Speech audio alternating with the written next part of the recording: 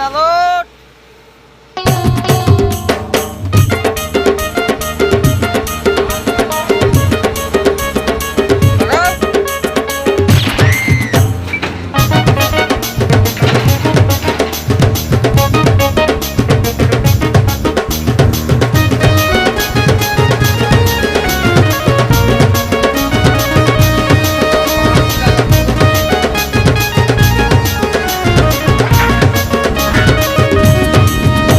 दे बाग बोली बोली आम के दादा बिल के देखाइला घरे संगाई रे बाबी मास के चौकनी चाटाइला